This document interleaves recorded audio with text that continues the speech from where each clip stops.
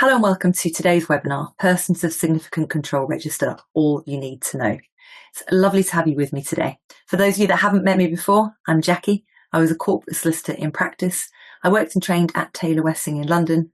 I moved to the Northwest. I was at Pennonies and Hammonds in the Northwest. I was in practice for 10 years. I specialised in mergers and acquisitions. I left practice. I moved to teach. I've now been teaching for 18 years. I'm qualified to teach up to master's level. I'm a certified management and business educator, but I only teach the areas I specialised in practice. And actually, when the PSC regime came in, one of the things I did was I actually taught Companies House surrounding the legislation. So it's one of my areas of specialty. So it's lovely to have you with me for today's session. Now, in today's session, you can see you've got quite a long list of webinar aims.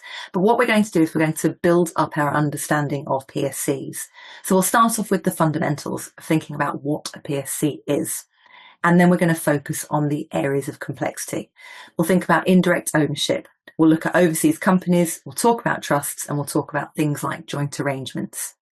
We'll think about the ways that you can show that you are taking your best practice, so the steps that you must take.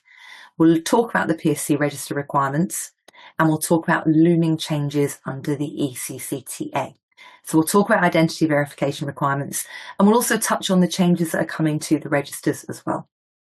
We'll think about filing requirements and changes since the fourth money laundering directive and other changes and practical tips all of the way through the session. We'll look at the consequences of non-compliance, and then we'll finish up thinking about the requirement that first came in January 2020 to report a discrepancy about a beneficial owner on the PSC register.